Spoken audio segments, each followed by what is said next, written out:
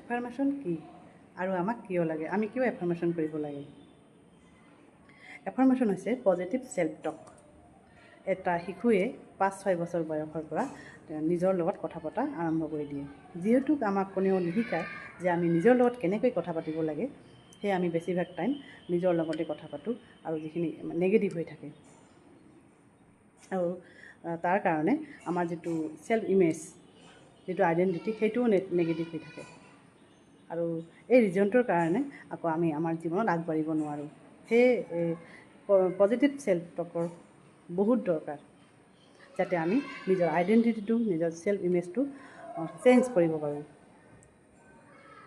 এফাৰ্মেশ্যনৰ দ্বাৰা positive self টক কৰিব পাৰি। এফাৰ্মেশ্যনত পজিটিভ চেণ্টেন্সেই থাকে আৰু দ্বিতীয়তে এইটো প্ৰেজেণ্ট টেন্সতে থাকে আৰু ইয়াত এণ্ড অফ ৰিজাল্টত ফ'কাছ কৰা হয় আৰু ইয়াক আৰম্ভণি কৰা হয় গ্ৰেটিটিউডেৰে, ধন্যবাদেৰে।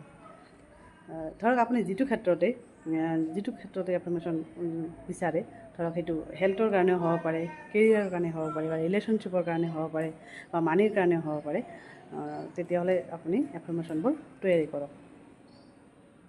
এফাৰ্মেশ্যন কৰোঁতে সদায় ঈশ্বৰক, পৰমাত্মাক